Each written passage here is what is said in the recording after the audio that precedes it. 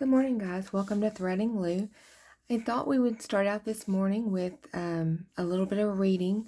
I'm just going to read to you and hope it inspires your day. We are going to start out in the book of Daniel for this reading.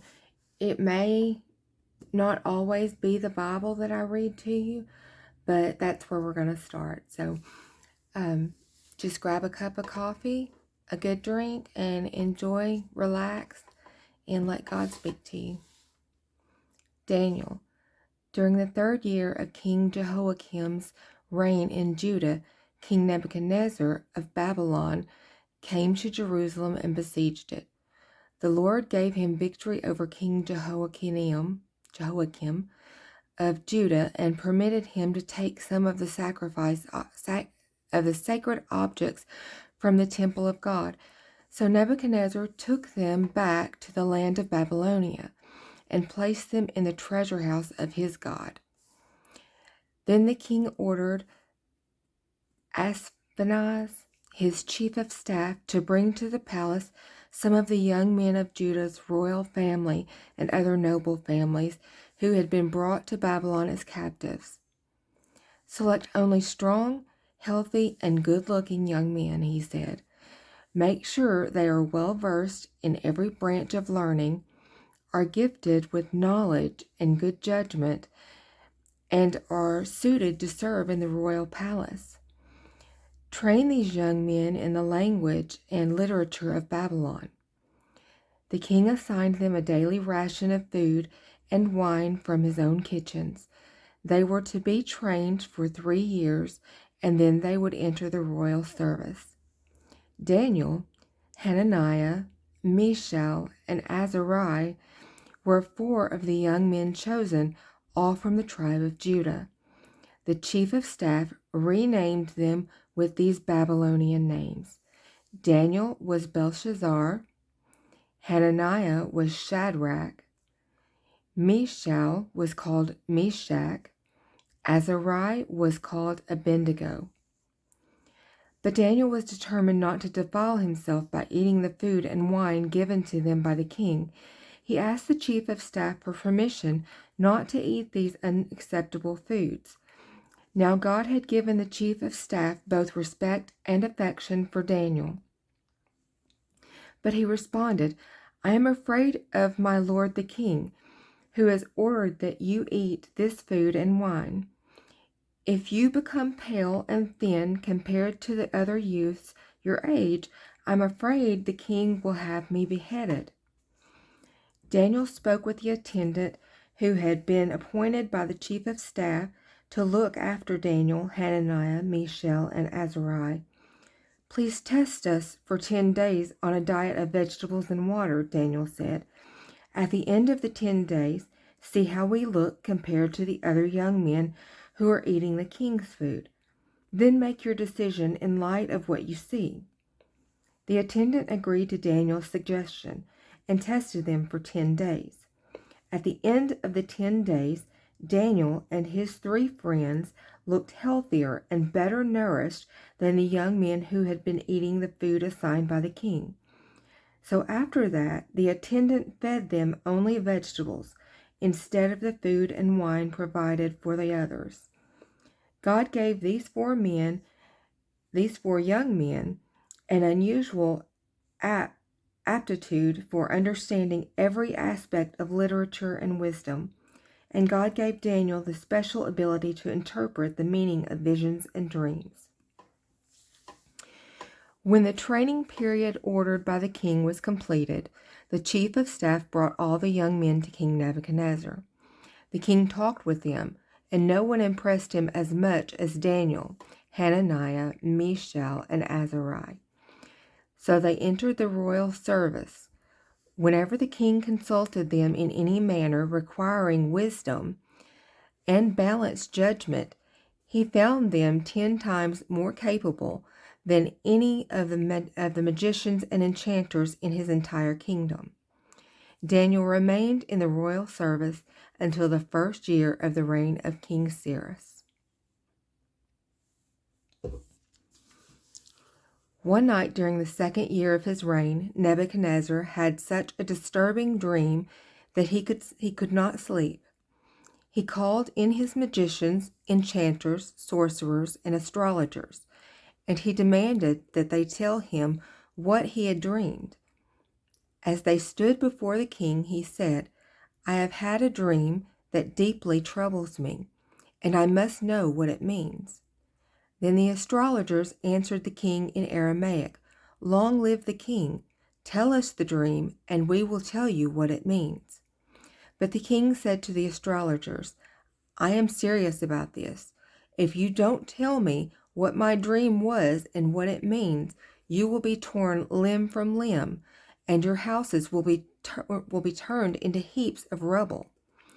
But if you tell me what I dreamed and what the dream means, I will give you many wonderful gifts and honors. Just tell me the dream and what it means." They said again, "Please, your majesty, tell us the dream, and we will tell you what it means." The king replied, "I know what you are doing. You're stalling for time because you know I am serious when I say, if you don't tell me the dream, you're doomed. So you have conspired to tell me lies, hoping I will change my mind. But tell me the dream, and then I'll know that you can tell me what it means." The astrologers replied to the king, "No one on earth can tell the king his dream. No king, however great and powerful, has ever asked such a thing of any magician, enchanter, or astrologer. The king's demand is impossible. No one except the gods can tell you your dreams, and they do not live here among people." The king was furious when he heard this, and he ordered that all the wise men of Babylon be executed. And because of the king's decree, men were sent to find and kill Daniel and his friends. When Arioch, the commander of the king's guard, came to kill them, Daniel handled the situation with wisdom and discretion. He asked Arioch, "Why has the king issued such a harsh decree?" So Arioch told him all that had happened. Daniel went at once to see the king and requested more time to tell the king what the dream meant. Then Daniel went home and told his friends, Hananiah, Mishael, and Azariah, what had happened. He urged them to ask the God of heaven to show them his mercy by telling them the secret, so they would not be executed along with the other wise men of Babylon. That night the secret was revealed to Daniel in a vision. Then Daniel praised the God of heaven. He said, "Praise the name of God forever and ever, for he has all wisdom and power. He controls the course of world events. He removes kings and sets up other kings. He gives wisdom to the wise and knowledge to the scholars. He reveals deep and mysterious things and knows what lies hidden in darkness. Though he is surrounded by light, I thank and praise you, God of my ancestors, for you have given me wisdom and strength. You have told me what we asked of you, and revealed to us what the king demanded." Then Daniel went in to see Arioch, whom the king had ordered to execute the wise men of Babylon. Daniel said to him, "Don't kill the wise men. Take me to the king, and I will tell him the meaning of his dream." Arioch quickly took Daniel to the king and said, "I have found one of the captives from Judah who will tell the king the meaning of his dream." The king said to Daniel, also known as Belshazzar, "Is this true? Can you tell me what my dream was and what it means?" Daniel replied, "There are no wise men, enchanters, magicians, or fortune tellers who can reveal the king's secret. But there is a God in heaven who reveals secrets, and he has shown King Nebuchadnezzar what will happen in the future. Now I will tell you your dream and the visions you saw as you lay on your bed. While your majesty was sleeping, you dreamed about coming events. He who reveals secrets has shown you what is going to happen. And it is not because I am wiser than anyone else that I know the secret of your dream, but because God wants you to understand what was in your heart. In your vision, your Majesty, you saw standing before you a huge shining statue of a man. It was a frightening sight. The head of the statue was made of fine gold. Its chest and arms were silver. Its belly and thighs were bronze. Its legs were iron, and its feet were a combination of iron and baked clay. As you watched, a rock was cut from a mountain, but not by human hand. It struck the feet of iron and clay, smashing them to bits. The whole statue was crushed into small pieces of iron, clay, bronze, silver, and gold. Then the wind blew them away without a trace, like chaff on a threshing floor. But the rock that knocked the statue down became a great mountain that covered the whole earth. That was the dream. Now we will tell the king what it means. Your Majesty, you are the greatest of kings. The God of heaven has given you sovereignty, power, strength, and honor. He has made you the ruler over all the inhabited world and has put even the wild animals and birds under your control. You are the head of gold.